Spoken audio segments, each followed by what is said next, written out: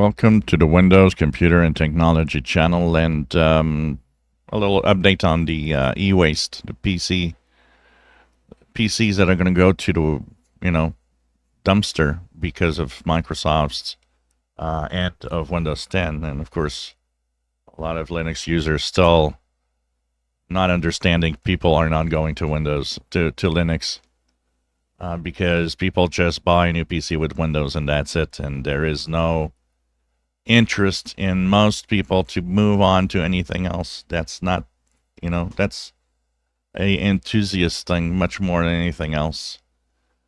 But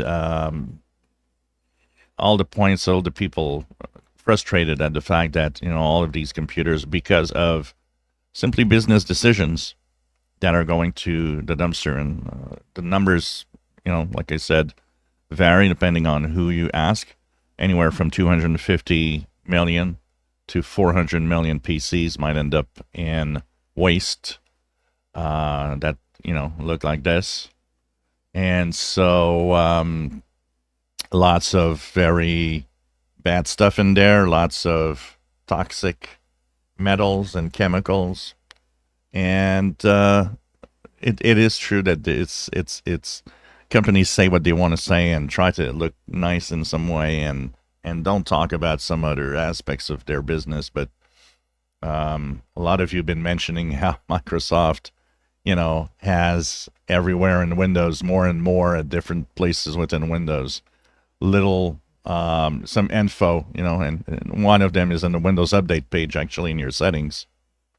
Windows Update is committed to helping reduce carbon emissions. Yet Microsoft is going to create something like this. What's the point in trying to look nice when in reality this is one of the aspects of what you're going to create? And that is sad, honestly. And I do think companies should be held responsible for acting in a certain way that creates such a wasteland of electronic devices. E-waste is a huge problem, and of course we're talking about PCs and Microsoft, and some of you have also mentioned that Apple isn't great at that too. Apple is not a very good company in terms of having your PCs last for a long time, trying to push you to new Macs all the time, and the worst are phones, iPhones.